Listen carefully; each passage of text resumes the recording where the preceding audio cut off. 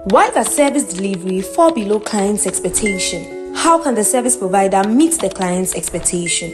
Let's explore the means for closing the expectation gap between the service provider and the client. Welcome to Toolkits for Satisfactory Service Delivery with Kwesi Benyi. Hi folks, nice to see you again. I'm back with some series, and basically what we want to look at this time is look at what we normally call the customer gap. And this series is basically for service providers. And the customer gap basically has to do with the gap between what the customer expects when he's coming into a service and then what he perceives to have received. When there's that gap, then you see that there could be customer dissatisfaction when there's a difference, so it doesn't meet the requirement. Now, this particular gap is as a result, research has shown that there are 4 thematic areas that leads to this particular gap, this particular customer gap. And I'm just going to give an overview now, and then subsequently we'll break it up into pieces to help service providers to be able to close this gap, and by so doing, ensure that what customers expect and what they perceive to have received synchronizes, and then there's customer satisfaction. So there is the listening gap, there is the design gap, there is the performance gap, and then there's the communication gap. I'm just going to speak briefly to these.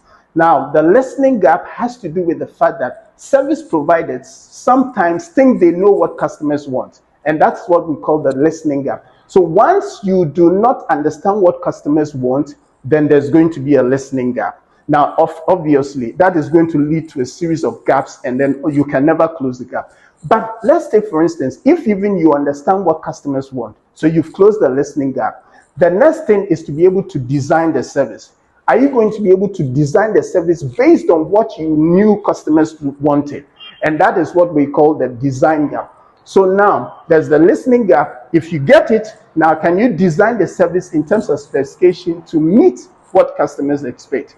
Now, for instance, if you're able to close the listening gap, you're able to close the design gap, then there is the next thing you have to perform. That's sometimes what we call the moment of truth, when the service is actually delivered. That is the performance gap. So you get gap 1 closed, gap 2 closed, then the performance gap. Let us assume that yes, now you've designed the service and now that they are delivering it, then the performance gap also is closed.